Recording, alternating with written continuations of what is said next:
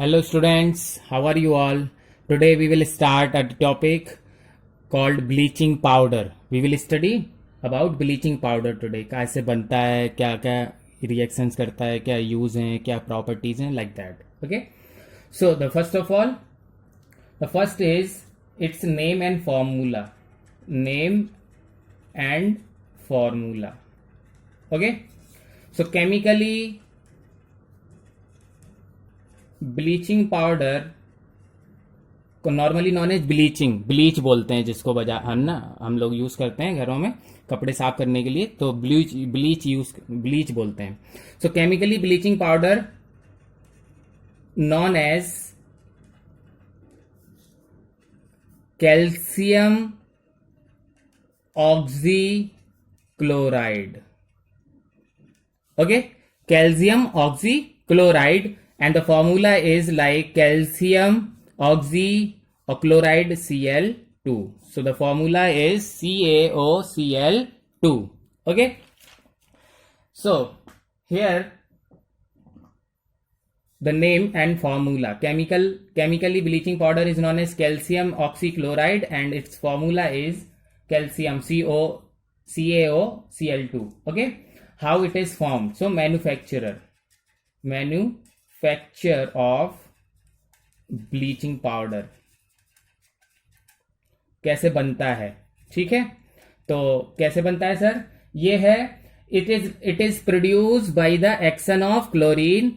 It is produce by the action of chlorine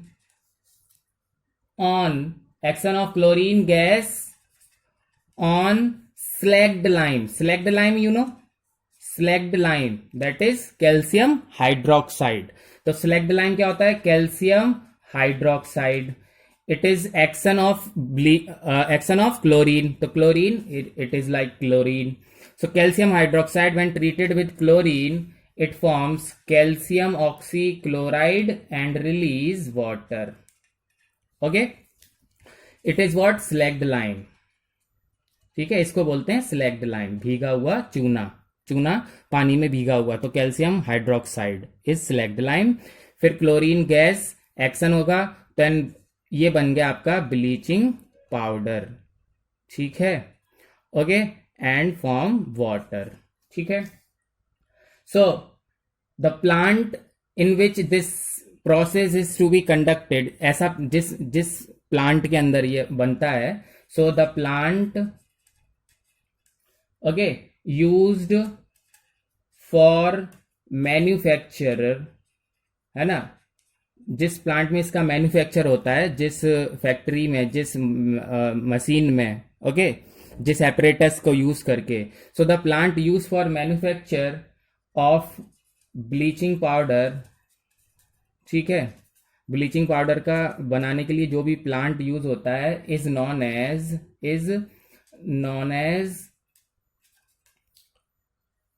हेजन Kleber plant. क्या बोलते हैं इसको? हेजन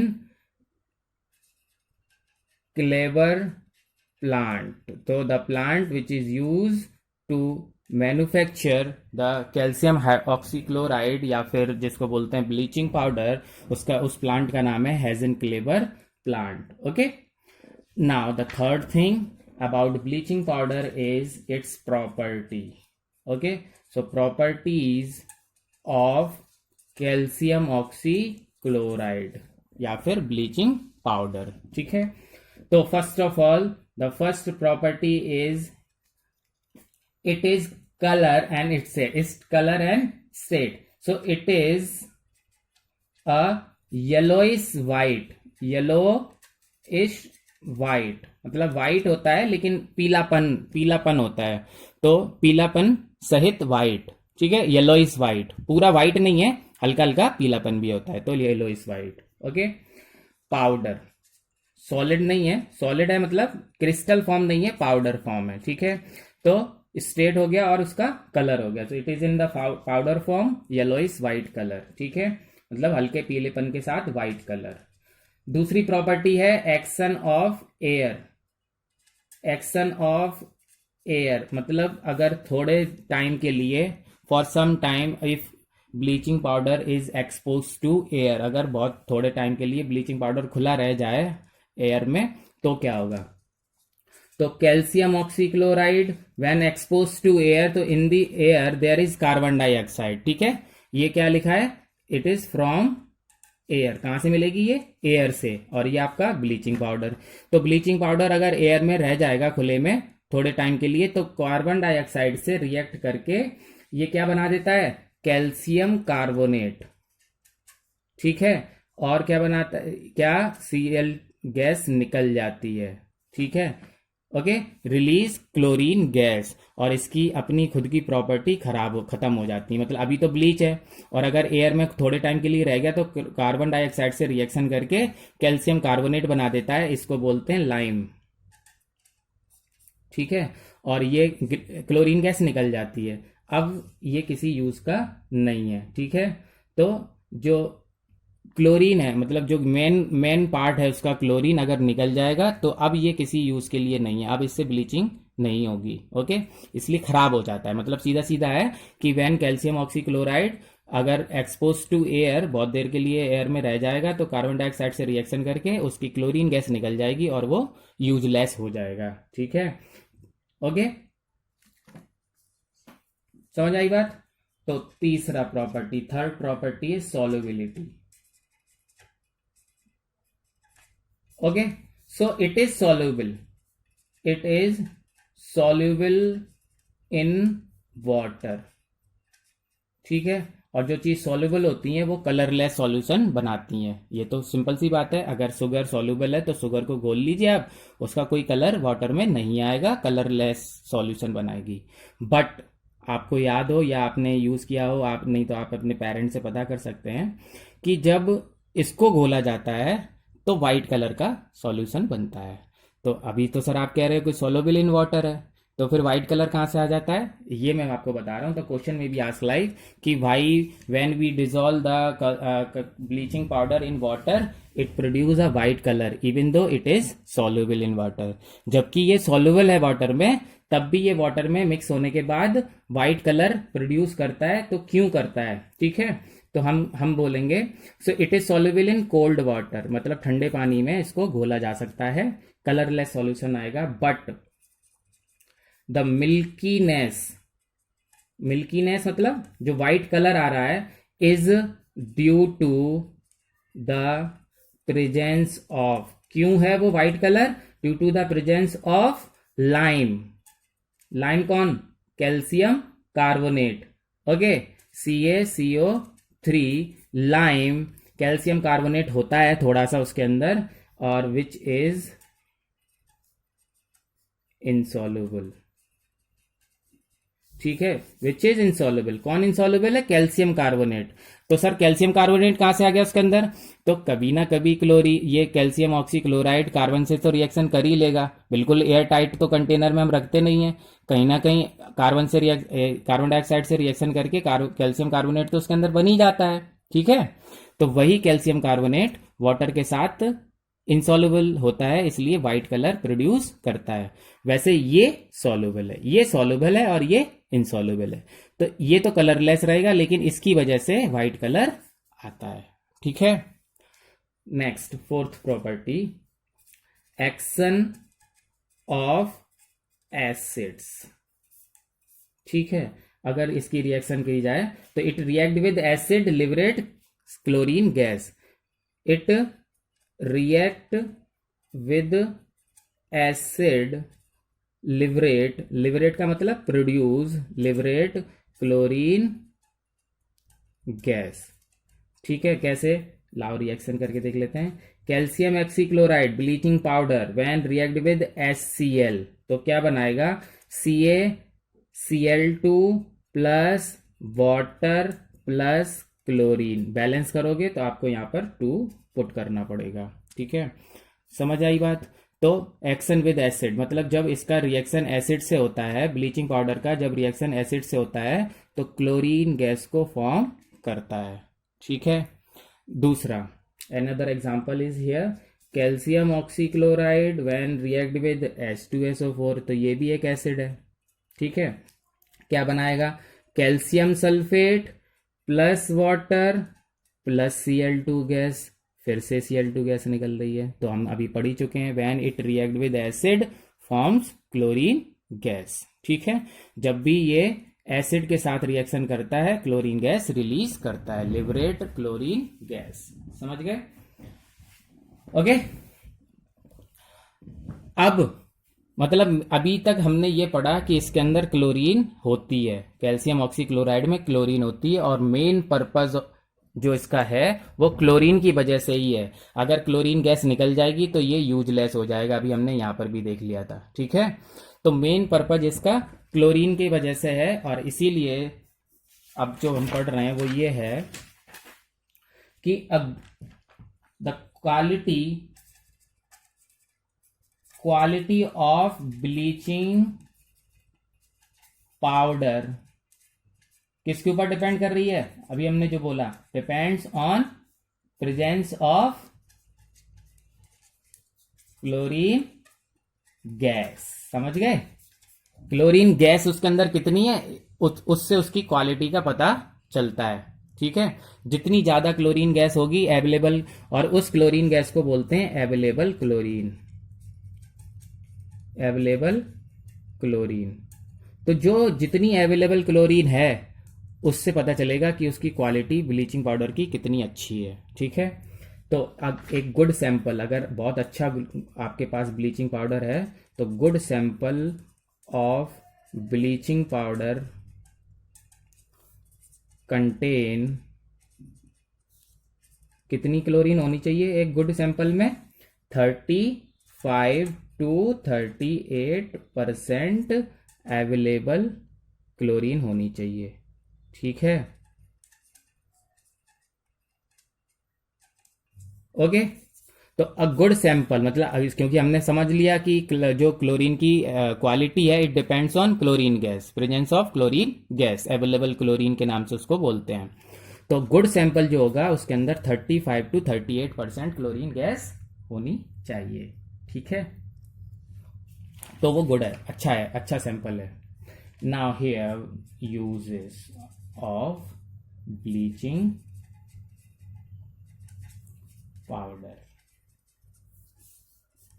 यूजेस पढ़ रहे हैं अब हम। ठीक है, तो the first is the most important use of bleaching powder is, है ना, most important uses, most important uses. पहला है टेक्सटाइल इंडस्ट्री, कहां पर है इसका, textile industries for bleaching wood pulp, okay, cotton, for bleaching cotton और लिनेन को धोने के काम में आता है। तो टेक्सटाइल इंडस्ट्री में ब्लीचिंग करने के काम आता है किसको, कॉटन को और लिनेन को, सेम प्रोसेस यही। दूसरा है पेपर इंडस्ट्री, कहां पर, पेपर इंडस्ट्री में, वहां क्या करेगा, वही ब्लीचिंग ऑफ वुड पल्प। ठीक है, वुड पल्प की ब्लीचिंग करने के काम आता है पेपर इंडस्ट्री में। अगला है लॉन्ड्री, लॉन्ड्री जानते हैं, ड्राई क्लीनिंग, जहां पर कपड़े धुलते हैं। तो लॉन्ड्री में क्या, ब्लीचिंग ऑफ वॉश्ड क्लोथ। ठीक है, क्लोथ की ब्लीचिंग करने के काम आता है। ठीक, नेक्स्ट अगला है the most important, making wool अनश्रिंकेबल। अनश्रिंकेबल का मतलब ना सिकुड़ने वाली।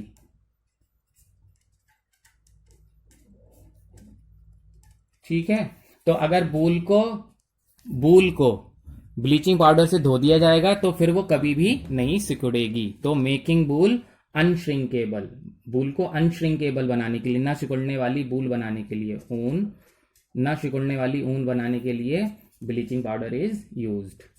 Next, bleaching powder is used for disinfecting drinking water. It is used to disinfecting the drinking water. क्योंकि इससे पहले कल हमने क्लोरीन का एग्जाम्पल पढ़ा था, क्लोरीन के यूज में पढ़ा था, it is use to disinfecting the drinking water. तो अब ब्लीचिंग पाउडर में भी क्लोरीन होती है, तो बात वही है कि bleaching powder is also use to disinfecting the drinking water. Next, third, it is also used as oxidising agent.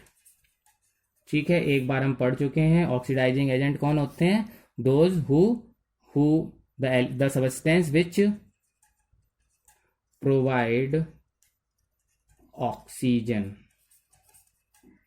जो ऑक्सीजन को सप्लाई करते हैं, आर कॉल्ड ऑक्सीडाइजिंग एजेंट. ठीक है, ऐसे substances which provide oxygen are called oxidising agent. तो ये कैसे सप्लाई करेगा, तो देखते हैं रिएक्शन में. Calcium oxychloride when react with H2SO4 तो बनेगा कैल्शियम सल्फेट. ठीक है, CaCl2 प्लस 2HClO. ये क्या है? ठीक है, 2HClO. ठीक है, ये कितना क्या होना चाहिए? इनसफिशियंट. तो अब क्या हो गया? Now listen very carefully. जब कैल्शियम ऑक्सीक्लोराइड इनसफिशियंट एसिड के साथ रिएक्शन करता है तो एक ऑक्सीजन को रिलीज करता है. ठीक है, गिव्स नेसेंट ऑक्सीजन. ये नेसेंट क्या होता है? इसका मतलब होता है न्यूली फॉर्म्ड, नई बनती है ऑक्सीजन, इसके पास अपनी. ठीक है, नई ऑक्सीजन प्रोड्यूस करता है, मतलब नेसेंट ऑक्सीजन देता है. ठीक, इसीलिए इसको क्या बोलते हैं? Oxidising agent. ठीक है, तो ऑक्सीडाइजिंग एजेंट कौन? Which provide oxygen. तो ये कैसे ऑक्सीजन प्रोवाइड कर रहा है? Insufficient amount of acid. Insufficient acid के साथ रिएक्शन करके ये नेसेंट ऑक्सीजन देता है, मतलब एक्स्ट्रा ऑक्सीजन देता है, इसीलिए इसको ऑक्सीडाइजिंग एजेंट भी बोलते हैं. ठीक है, अगला, it is also used in the it is also used in the manufacture of chloroform. Chloroform क्या होता है सर? CHCl3. क्लोरोफॉर्म बनाने में भी इसका यूज होता है. तो हमने देखो बहुत सारे यूज पढ़े हैं, एक बार फिर से. टेक्सटाइल इंडस्ट्री में ब्लीचिंग फॉर कॉटन और लिनेन, पेपर इंडस्ट्री में bleaching for food pulp, laundry में ब्लीचिंग फॉर वॉश्ड क्लोथ. फिर हमने पढ़ा making wool unshrinkable, disinfectant the drinking water, as a oxidizing agent produce newly formed oxygen. फिर हमने पढ़ा it is also use in the manufacture of chloroform. So these are several uses of bleaching powder. ये सब bleaching powder के बहुत सारे uses थे. अब हम पढ़ेंगे लास्ट टॉपिक है इस आज के का, that is what how bleaching of a fabric done. क्या है? How bleaching. बार बार हम पढ़ रहे हैं कि ब्लीचिंग ऑफ दिस. तो how bleaching of fabric done कैसे होती है? कैसे होती है सर? तो अब सबसे पहले देखना क्या करेंगे. एक कंटेनर है और दैट इज फिल्ड विद, क्या है इसके अंदर? Solution of bleaching powder. ठीक है, दूसरा कंटेनर है that is filled with dilute H2SO4. ठीक है, H2SO4 होगा या फिर HCl भी ले सकते हैं, मतलब डाइल्यूट. तीसरा कंटेनर, ठीक है, दैट इज व्हाट, इसके अंदर है सोडियम थायोसल्फेट. अभी आपको समझ में आएगा सब. ठीक है, अब पढ़ते हैं. ओके, क्या हुआ? आपने फैब्रिक लिया, कोई भी fabric. First of all the fabric to be dipped in dip करेंगे इसको इन ब्लीचिंग पाउडर सॉल्यूशन। हमने कपड़े को ब्लीचिंग पाउडर के सॉल्यूशन में डिप किया, तो कपड़े में लग गया ब्लीचिंग पाउडर। अब उस कपड़े को हमने H2SO4 डाइल्यूट H2SO4 में डिप किया। नेक्स्ट, ठीक है, इस प्रोसेस के बाद तो कपड़े के अंदर जो ब्लीचिंग पाउडर लग चुका है, H2SO4 इस कंटेनर में है। तो आप देखो, अभी हमने पढ़ा था कि जब एक्शन ऑफ H2SO4 से जब रिएक्शन होगा तो क्या बन जाएगा, क्लोरीन गैस निकलेगी। ठीक है, तो यहां पर क्या होगा, क्लोरीन गैस प्रोड्यूस। ठीक है, क्योंकि ब्लीचिंग पाउडर तो कपड़े में इस कंटेनर से लग गया। अब H2SO4 में डिप किया तो उससे रिएक्शन हुई, क्लोरीन गैस रिलीज हुई। ठीक है, और क्लोरीन गैस जब रिलीज होगी वही क्या कर देगी, ब्लीच द फैब्रिक। वो क्लोरीन गैस उस कपड़े को ब्लीच कर देगी। ठीक है, कपड़ा तो ब्लीच हो गया यहां पर। अब उसके अंदर स्मेल आ रही है क्लोरीन की। ठीक है, एक्स्ट्रा क्लोरीन जो है वो कपड़े में अभी भी लगी हुई है। फिर हम उसको डिप कर देंगे in the solution of sodium thiosulphate. इस कंटेनर, इस सॉल्यूशन में डिप करने से क्या होगा, एक्स्ट्रा क्लोरीन विल रिमूव्ड। ठीक है, तो जितनी भी एक्स्ट्रा क्लोरीन उस कपड़े में लगी होगी वो सोडियम थायोसल्फेट में डिप करने से एक्स्ट्रा क्लोरीन विल रिमूव, हट जाएगी, निकल जाएगी। ठीक है, फिर उसके बाद उस कपड़े को क्या कर देंगे, washed with water and dry. हो गई bleaching. How bleaching of fabric done. तो मैंने आपको देखो पूरा एक सिस्टमेटिक तरीके से समझाने की कोशिश की है। आप फिर से समझिए। आपने सबसे पहले कपड़े को ब्लीचिंग पाउडर में डुबो दिया। ठीक है, उसमें ब्लीचिंग पाउडर कपड़े के चारों तरफ लग गया आराम से, उसके अंदर है। अब हमने उसको डाइल्यूट HCl में डिप किया तो वहाँ रिएक्शन हो गई ब्लीचिंग पाउडर से HCl की। तो हमने अभी ये देखो यहाँ पढ़ा था, क्लोरीन गैस इज फॉर्म्ड, और जैसी क्लोरीन गैस फॉर्म होती है वही क्लोरीन गैस उस कपड़े को ब्लीच कर देती है। तो कपड़ा तो ब्लीच हो गया, लेकिन अब एक्स्ट्रा क्लोरीन जो है वो कपड़े के साथ में है और उसमें स्मेल आ रही है। तो अब उस कपड़े को हम सोडियम थायोसल्फेट में डिप कर देंगे, तो फिर क्या होगा, extra chlorine will removed. Extra chlorine जो है वो हट जाएगी। फिर अब एक्स्ट्रा क्लोरीन भी हट गई, कपड़ा ब्लीच यहाँ हो ही चुका, एक्स्ट्रा क्लोरीन हट गई। बस लो, सादा पानी से उसको धो दीजिए और ड्राई कर लीजिए। हो गई ब्लीचिंग ऑफ फैब्रिक डन। ठीक है, that's all for today. Revise the topic. Thank you.